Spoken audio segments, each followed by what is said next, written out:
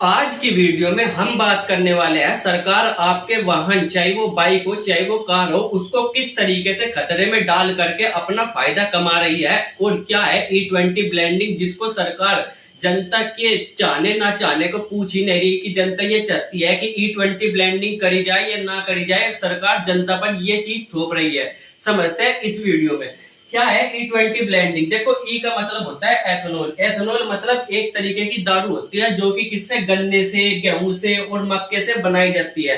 अब सरकार क्या कर रही है, जो कच्चा तेल आता है, कच्चा तेल उसमें से 80% क्या है कच्चा तेल मिला करके और 20% एथेनॉल मिला करके एक अलग तरीके का तेल बनाने वाली है या पेट्रोल बनाने वाली है जो आपकी गाड़ियों में या आपकी बाइक में गिरेगा। अब उसी का ही सरकार क्यों ऐसा कर रही है, उससे सरकार को क्या फायदा है। देखो सरकार क्यों ऐसा कर रही है, सरकार को क्या फायदा है। सबसे पहले तो जो क्रूड ऑयल है उसकी जो बचत होगी। जैसे हम क्या करते हैं, क्रूड ऑयल हमारे देश में नहीं बनता, हम सारा का सारा पेट्रोल जो क्रूड ऑयल है वो दूसरे देशों से मंगाते हैं। जैसे कि इसी पे ही लगभग 16,000 करोड़, कितना 16,000 करोड़ रुपए का खर्चा आता है एक साल के अंदर अंदर हमारा क्रूड ऑयल मंगाने का।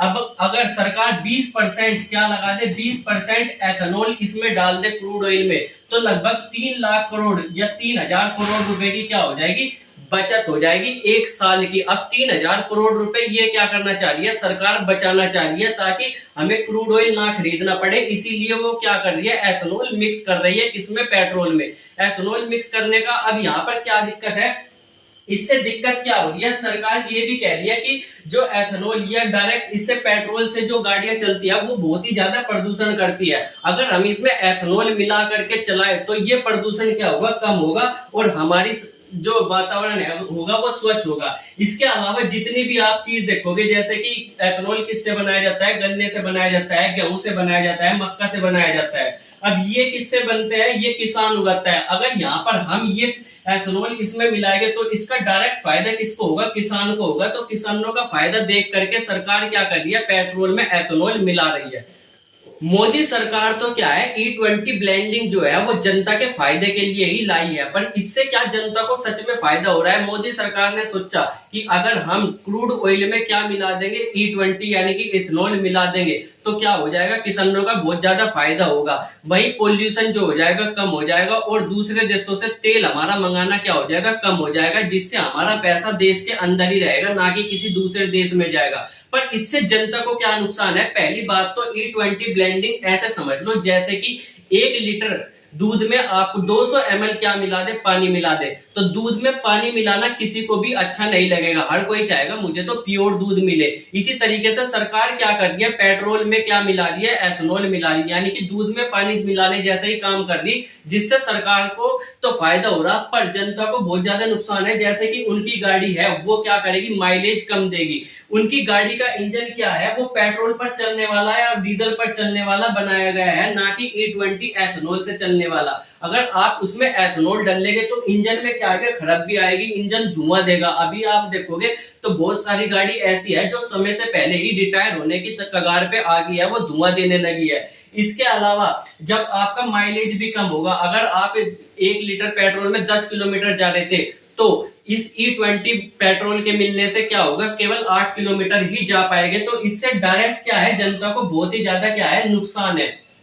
अब सरकार क्या चाह रही है कि इस नुकसान को कैसे भरपाई करा जाए। इससे इतिहास में बहुत पहले ऐसा नहीं है कि भारत ऐसा पहला देश है कि जो E20 ब्लेंडिंग का सहारा ले रहा है, ऐसा बहुत सारे देशों ने करा हुआ है। क्योंकि अगर हम E20 ब्लेंडिंग को अपनाते हैं तो हमारा 3,000 करोड़ या 30,000 करोड़ रुपए का खर्चा डायरेक्ट बचेगा एक साल के अंदर अंदर, जो कि बहुत बड़ी अमाउंट होती है और सरकार इसको और जगह दूसरी जगह लगा सकती है और ये पैसा किसके पास जाएगा, किसानों के पास जाएगा। इससे पहले भी जो नीति आयोग ने है ये आंकड़ा दिया था कि इससे हमें इतना सारा फायदा होगा। इससे पहले भी ब्राजील में ऐसा हो चुका है। जब ब्राजील में पेट्रोल क्राइसिस हुआ था, यानी कि पेट्रोल की बहुत ज्यादा कमी हो गई थी, तो ब्राजील ने E20 या E10 जैसा ये सिस्टम अपनाया था। इस समय ब्राजील में क्या है, E27 चलता है। E27 का मतलब भारत से भी ज्यादा एथेनॉल क्या है, ब्राजील के पेट्रोल में मिलाया जाता है, पर ब्राजील फिर भी क्या रहता है, फायदे में रहता है, क्योंकि वहां की जो गाड़ियां है वो इसी हिसाब से बनाई जाती है, E27 के हिसाब से। तो सरकार की जो सबसे बड़ी गलती है वो है, सरकार जनता पर ये चीज थोप रही है कि आपको E20 ब्लेंडिंग वाला पेट्रोल ही लेना पड़ेगा, चाहिए आपकी गाड़ी में ये सूट करे या ना करे। जबकि सरकार को ऐसा करना चाहिए कि धीरे धीरे धीरे धीरे जब नई गाड़ी आएगी वो E20 के हिसाब से बनानी चाहिए, प्लस जो पुरानी गाड़ी है उनको जू का तू ही पेट्रोल मिलना चाहिए, जिससे धीरे धीरे धीरे धीरे क्या हो जाएगा, सारा का सारा E20 पर शिफ्ट हो जाएगा। पर सरकार क्या रही है, फोर्सफुली इसको जनता पर डाल रही है कि आपको E20 ही खरीदना पड़ेगा। अब डाल तो रही, पर इसके अलावा सरकार जनता को फायदा भी तो नहीं दे रही। अगर सरकार पेट्रोल के दाम ही कम कर दे, क्योंकि यहाँ पे मिलावट तो सरकार कर रही, सबको दिख रहा, तो पेट्रोल के दाम भी तो कम होने चाहिए, सरकार दाम भी कम नहीं कर रही। तो इसी कारण से लोग बाग जो है वो भड़के हुए हैं, और ये जो केस है वो कहां पर चला गया है, सुप्रीम कोर्ट में चला गया है। अब सुप्रीम कोर्ट का निर्णय बताएगा क्या ऐसा होगा, क्या E20 ब्लेंडिंग चलेगी, पेट्रोल में एथेनॉल मिक्स होगा, या इसको हटा दिया जाएगा। अब जब इसकी अपडेट आएगी तो वो अपडेट भी आपको देंगे, मिलेंगे अगली वीडियो में। तब तक के लिए बाय बाय।